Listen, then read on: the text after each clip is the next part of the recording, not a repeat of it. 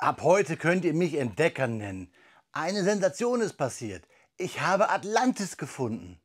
Und wenn ihr euch jetzt fragt, wo? Es lag da hinten auf meinem Regal. Sachen gibt's.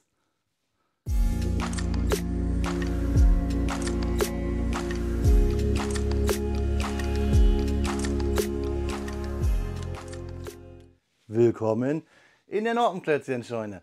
Mein Name ist Blockstar und ja, Atlantis habe ich zwar gefunden, aber nicht so wie ihr denkt. Ich stelle euch heute aus 2022 den Orbiter, den wir alle als Space Shuttle kennen, der den Namen Atlantis trägt, vor. Von Kobi aus der Historical Collection, und richtig cool ist, dass wir hier sogar das Hubble-Teleskop mit dabei haben und eine kleine Kobi-Astronautenfigur. Aber Freunde, reden kann man viel. Machen wir wie es das Teleskop und bringen gestochen scharfe Bilder, indem wir uns den Inhalt dieses Kartons genau anschauen.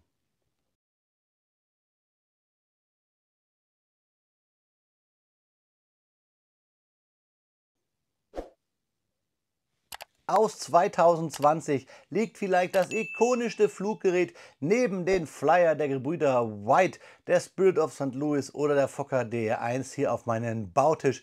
Wir haben von Rockwell Industries das Orbiter Vessel 104. Wir haben das Space Shuttle Atlantis auf meinem Bautisch. Und nicht nur das Space Shuttle, nein, wir haben auch hier versteckt das weltberühmte Hubble-Teleskop, was uns schon so schöne Bilder der Galaxie geliefert hat. Dieses Set hat eine Minifigur, auf die ich mich ganz besonders freue, besteht aus 685 Steinchen, heißt 1930 und kommt im Maßstab 1:100 daher. Und da diese Orbiter ja nicht mehr gebaut werden, kommt das Set natürlich aus der Historical Collection von Kobi. Und Freunde, ganz wichtig jetzt uns einmal die Rückseite anzuschauen, denn da sehen wir das Gefährt einmal ausgeklappt mit diesen berühmten Kranarmen beim Aussetzen des Hubble-Teleskops. Und wir haben sogar hier für das Teleskop einen eigenen kleinen Stand und hier für unsere Atlantis auch eine. Ich bin gespannt, wie ich es mache. Ich kann es euch noch gar nicht sagen. Fakten bekommt ihr gleich und ich freue mich hier richtig, euch die Fakten zu liefern beim Speedbild zu diesem Set. Ich habe es euch gesagt, auf die Figur freue ich mich.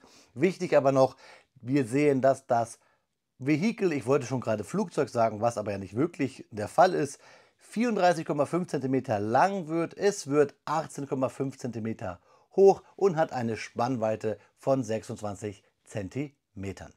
Aber ihr wisst es ja, so ein Space Shuttle muss erst in die Lüfte gehen, damit wir alles richtig erforschen können. Und auch wir lassen jetzt das Space Shuttle einmal fliegen, um uns den Inhalt des Kartons genauer anzuschauen. Ja, Freunde, nicht The Eagle has landed, sondern die Bautüte 1 und die Bautüte 2 unseres Kobi-Sets 1930 ist hier auf meinen Bautisch gelandet mit der Bauanleitung für eben unser Space Shuttle Atlantis. DIN A4 Hochglanzdruck, natürlich klammergebunden, Altersempfehlung ab 8 Jahren. Und wir sehen hier zwei richtig schön gepackte Tüten mit hauptsächlich schwarzen und weißen Steinen. Das wird ein farbenfrohes Fest, liebe Freunde. Packen wir die Tüten kurz zur Seite und schauen uns die Anleitung an. Ich habe es euch gesagt, 685 Steinchen und hier natürlich alles Drucke. Darauf freue ich mich auch. Wir haben hier keine Sticker und das Set wurde hergestellt in der EU, sowie natürlich auch die Anleitung und der Karton dort gedruckt. Support your local continent oder so ähnlich. Wir bauen mit der Tüte 1, beziehungsweise wir fangen mit der Tüte 1 an. Ich hole sie mal eben gerade wieder hoch. Diese hier, wir reißen sie auf, sortieren uns das nach Farben, Formen, wie auch immer ihr das gerne möchtet. Und dann klemmen wir drauf los. Der erste Baustep ist immer logischerweise der, ja, ich wollte gerade sagen, der farbenfrohste ist hier nicht der Fall, aber der farblich hinterlegt ist und dann immer der aktuelle. Das seht ihr hier, dass bei 2 der Baustep 1 schon ausgegraut ist. Pfeile weisen uns den Weg und Freunde, schaut mal, wie schön wir hier quasi die, ich würde mal sagen, Milchstraße als Hintergrund haben. Das gefällt mir gut an dieser Anleitung. In den Rechteckchen hier sehen wir immer, welche Steine wir brauchen. Und ab und zu haben wir so Anlegehilfen, damit wir gar nicht so richtig Noppen zählen müssen. Und fertig sind wir dann, und das könnt ihr euch natürlich denken, wenn wir nicht den Orbiter gebaut haben, sondern nein, zum Schluss hier unser Hubble-Teleskop beim Baustep 116 auf dem kleinen Stand für das Teleskop packen. Und was mir bei der Anleitung richtig gut gefällt, ist, neben der Tatsache, dass wir hier halt auch die Teileübersicht haben, wo ihr gucken könnt, welchen Stein haben wir hier verbaut. Und falls er euch fehlt, könnt ihr die Nummer hier euch aufschreiben und dann bei der Kubi-Webseite monieren. Nein, mir gefällt hier auf der letzten Seite, dass wir unser Space Shuttle noch einmal von der Seite und von oben sehen. Ein richtig tolles Gefährt. Ich würde mir von Kubi ja auch noch mal wünschen, wenn wir vielleicht die, ich nenne es mal, sowjetische Schwester bauen würden, die Buran vielmehr so, Entschuldigung. Das wäre echt klasse. Ich glaube auch jeder, der James Bond 007 Moonraker gesehen hat, der ist auch von diesen Orbitern fasziniert. Letzte Seite dann ein bisschen Werbung und ihr wisst es dann schon, was ich dann immer sage. Vielleicht schaut mal hier oben auf dem i, da findet ihr meine Kubi-Playlists und da findet ihr halt auch das ein oder andere von mir schon geklemmte Set von Kubi im Review mit Fakten. So Freunde, jetzt wünsche ich euch aber viel Spaß bei den Fakten zum Space Shuttle und mir vor allen Dingen beim Klemmen, liebe Freunde.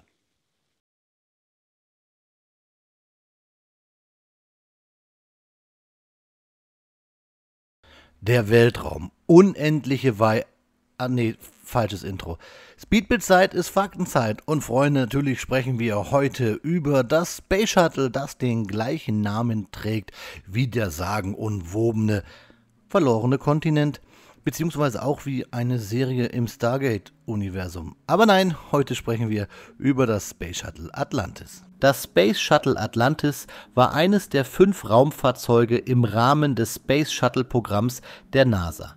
Es spielte eine entscheidende Rolle in der Geschichte der bemannten Raumfahrt und war das 4. Shuttle, das gebaut und in Betrieb genommen wurde.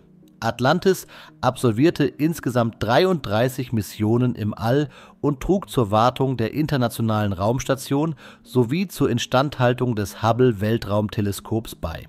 Das Space Shuttle Atlantis mit der offiziellen Bezeichnung Orbiter Vehicle 104 wurde am 10. April 1984 fertiggestellt. Es war das 4. Raumfahrzeug, das im Rahmen des Space Shuttle-Programms der NASA gebaut wurde. Die Atlantis war 37,24 Meter lang und hatte eine Flügelspannweite von 23,79 Metern. Die Höhe des Shuttles betrug 17,27 Meter. Das Startgewicht des Shuttles lag bei rund 68.585 Kilogramm. Ein besonders bemerkenswertes Merkmal der Atlantis war ihr Wiederverwendbarkeitskonzept, das sie, wie die anderen Shuttles im Programm, von herkömmlichen Einweg-Raumfahrzeugen unterschied. Der Großteil des Shuttles, einschließlich der Orbiter-Einheit, war für mehrere Missionen ausgelegt, wodurch die Kosten pro Start gesenkt und die Flexibilität der Raumfahrt gesteigert wurden. Die Atlantis war in der Lage, bis zu 8 Astronauten und eine maximale Nutzlast von etwa 27.500 Kilogramm in eine niedrige Erdumlaufbahn zu transportieren. Der Frachtraum war 18,3 Meter lang und 4,6 Meter breit, was es ermöglichte, große Satelliten oder wissenschaftliche Instrumente wie das Hubble-Weltraumteleskop zu transportieren. Atlantis absolvierte ihre erste Mission STS-51J am 3. Oktober 1985.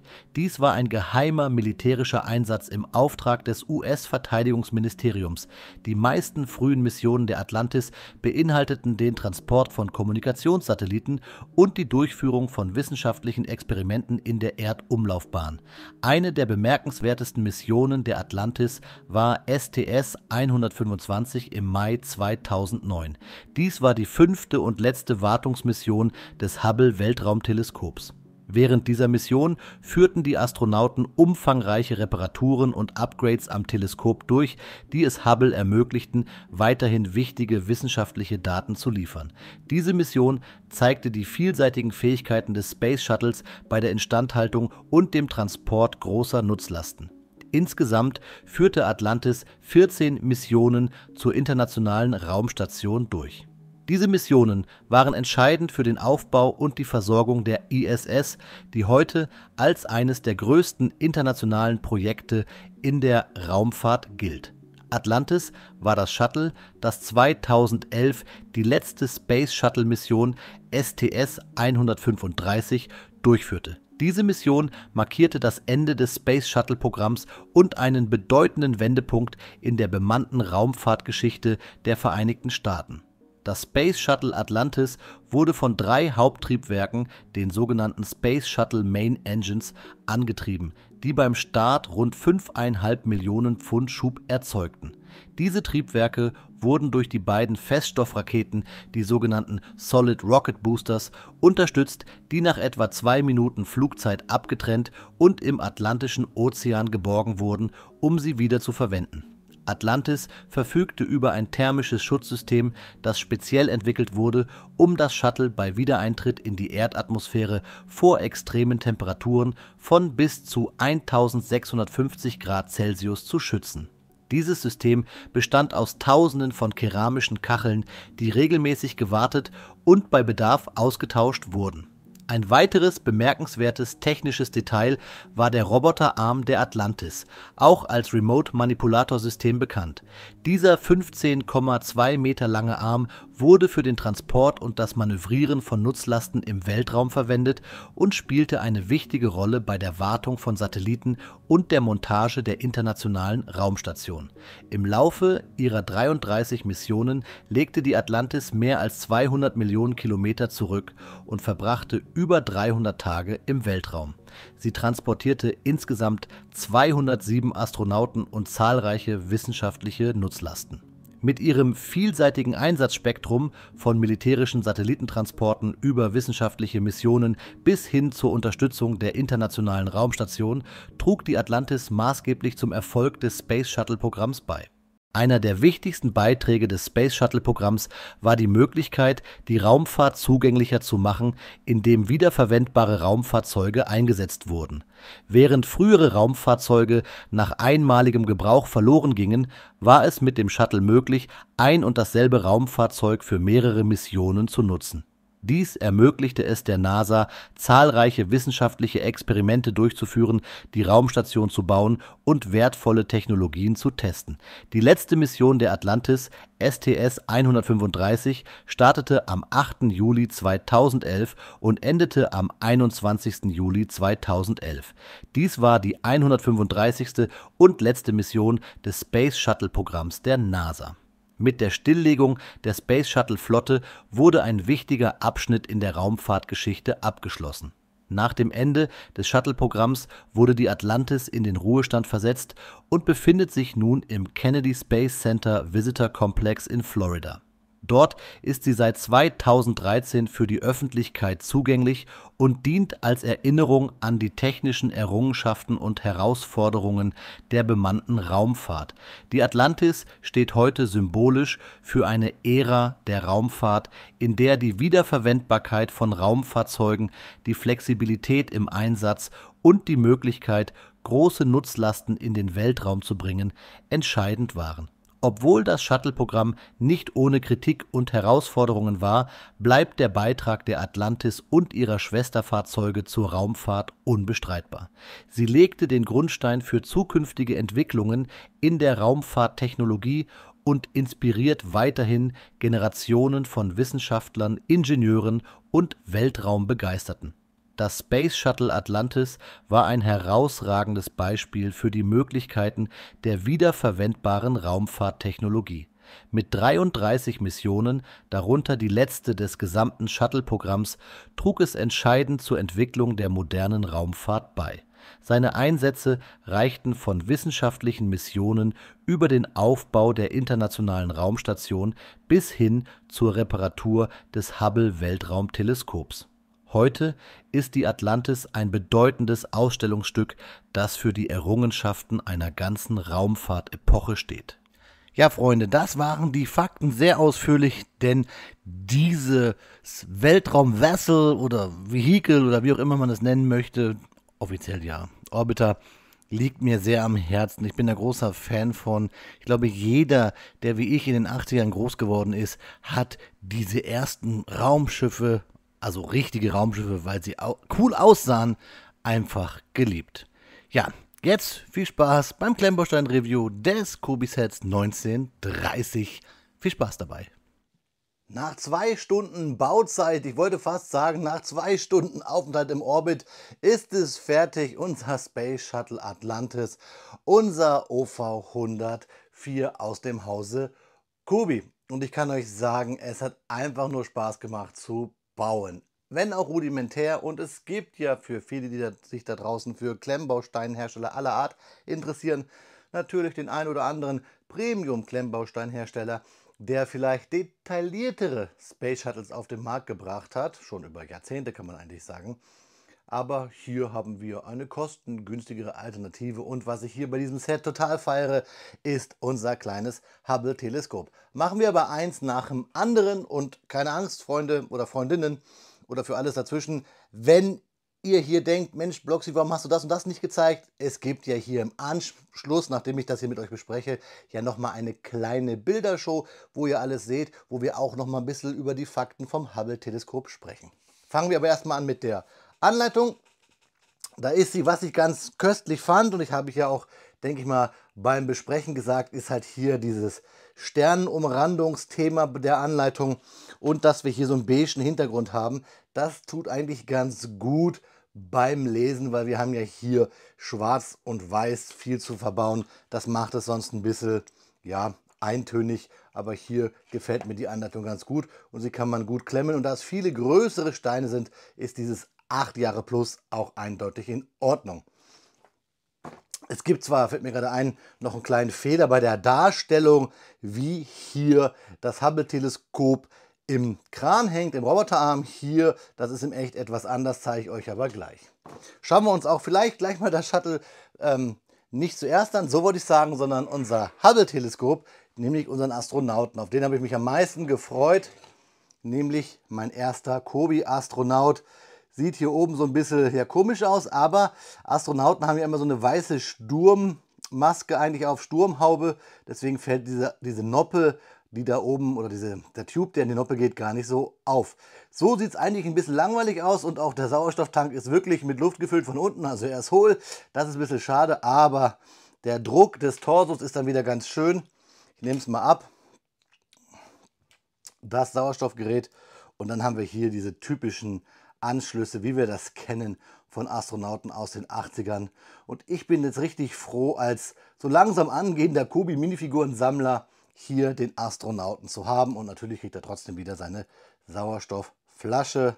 Vielleicht wäre es jetzt auch ganz cool gewesen, aber ja, ist ja noch Luft nach oben. Ich habe ja noch nicht viele Weltraumsets von Kobi geklemmt, dass man hier noch vielleicht so ein goldenes ja, Sichtschirmchen hätte für den Helm. Den haben ja die Astronauten gegen die Sonne. Und ein bisschen auch blöd ist, dass der Helm nicht so gut klemmt. Man muss immer ein bisschen drücken, damit er klemmt. So.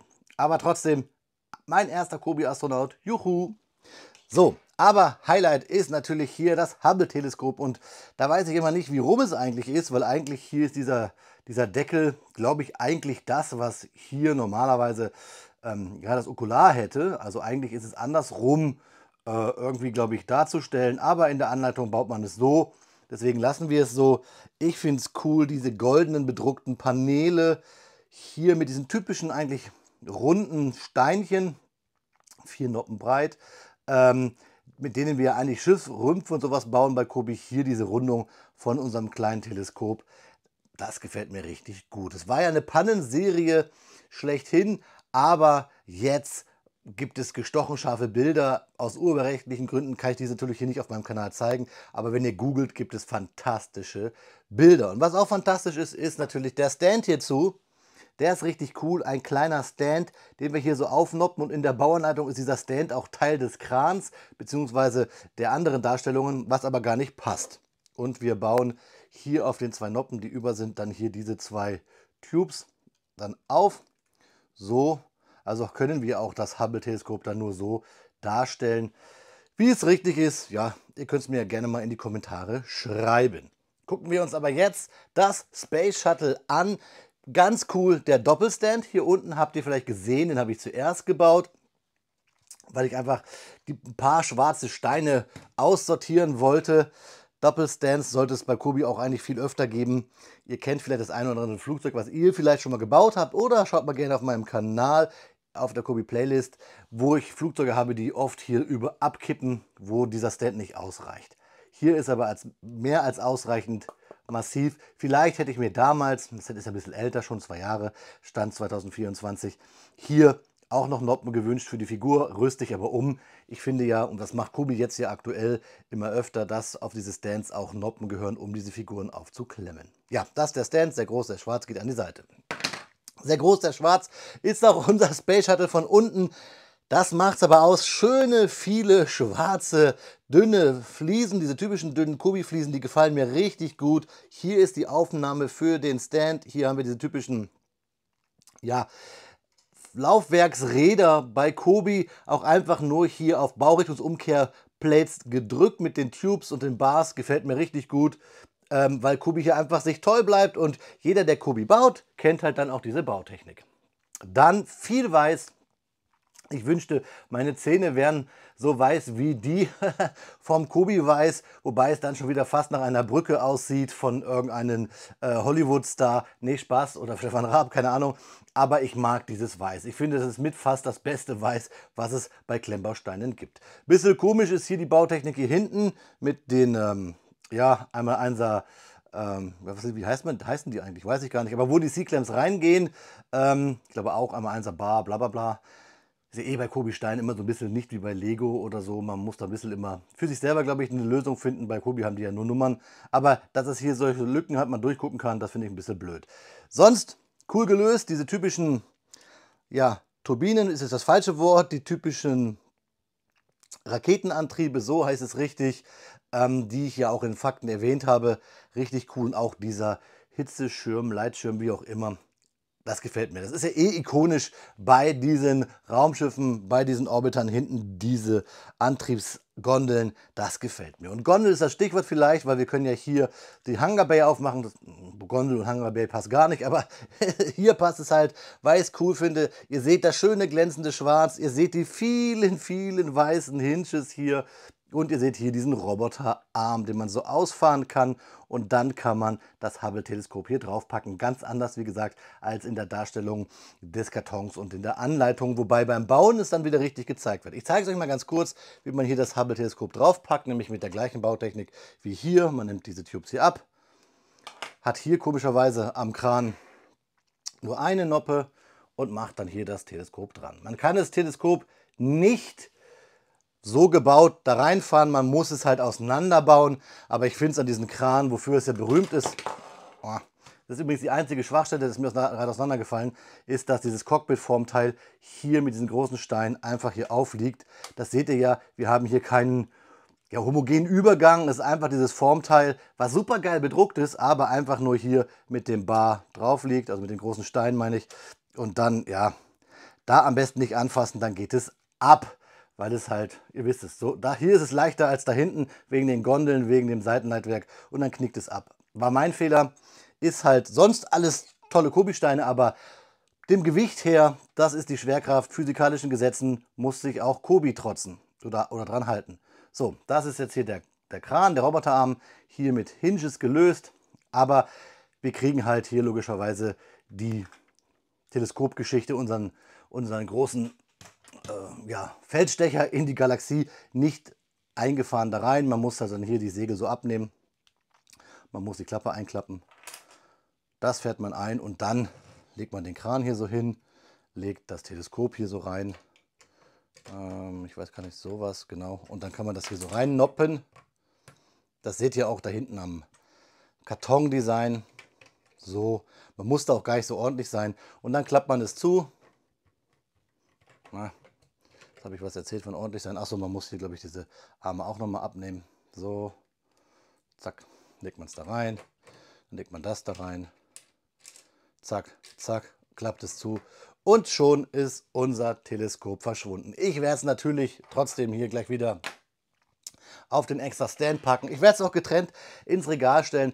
Dafür sieht es einfach zu cool aus. Wie gesagt, es gibt sicherlich Mocks und auch Sets von anderen Klemmbausteinherstellern, die sind detaillierter, aber ich bin ja nun mal Kobi-Sammler und ich finde schon, Kobi hat es für den Preis ganz gut umgesetzt und wir haben überall tolle Drucke. Ihr habt es gesehen, United States, NASA, die Flagge da, NASA und Atlantis und natürlich hier ganz toll bedruckt die Spitze unseres Orbiters. Und ich muss immer logischerweise an Moonraker denken.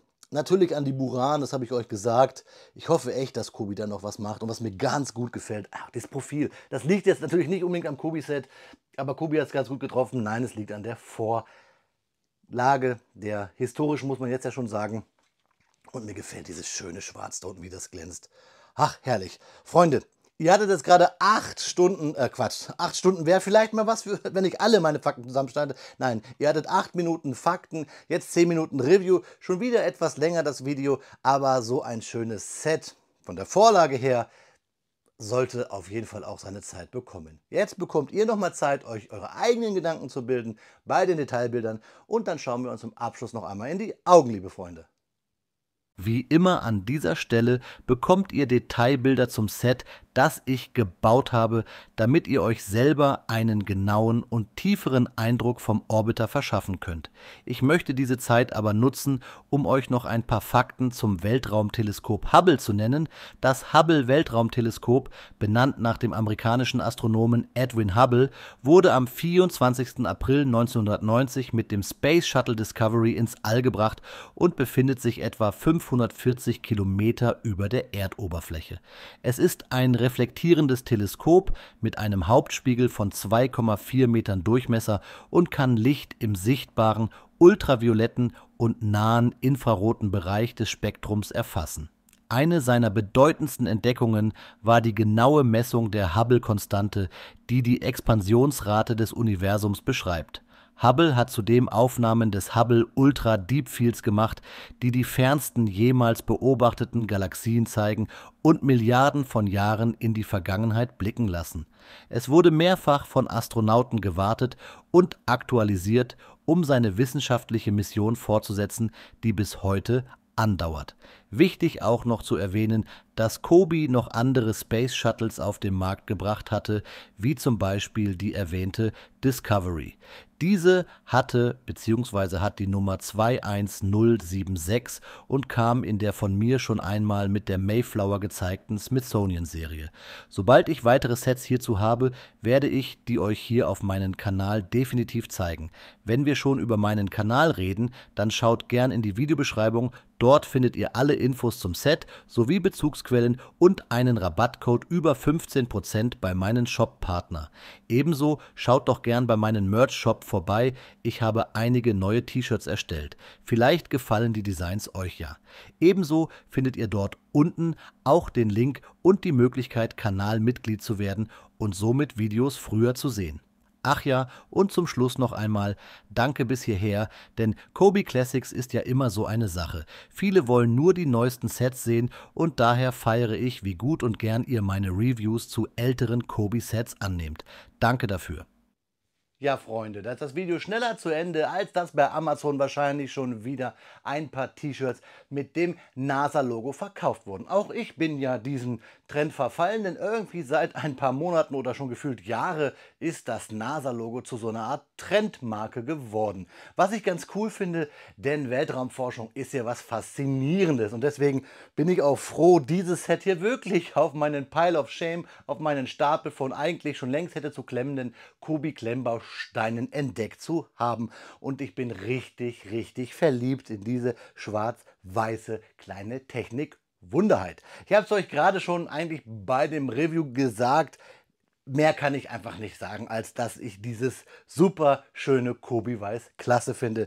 Die Figur und das Hubble-Teleskop. Also wirklich ein tolles Set. Wenn ihr es irgendwo noch findet, denn man kann es noch kaufen, also es gibt es noch in einigen Shops und in den Regalen anderer Klemmbausteinläden zu kaufen, dann greift da gerne zu. Meinen Segen habt ihr. Schreibt mir doch mal eure Meinung zum Thema Weltraumfahrt. Müsste da Kobi vielleicht noch mehr machen? Wie gesagt, die Buran wäre was oder auch nochmal eine Saturn-Rakete oder eine Ariane oder. Schreibt es mir gerne bitte unten in die Kommentare. Und Stand jetzt, August 2024, ist das Thema Weltraumfahrt bei Kobi ja auch noch nicht zu Ende, sondern es gibt ja bald sogar die V2, die Aggregat 4 Rakete, die Mutter aller Weltraumraketen quasi von Kobi sogar neu, demnächst irgendwann zum Ende des Jahres. Also eure Meinung bitte zum Thema Raumfahrt unten in die Kommentare.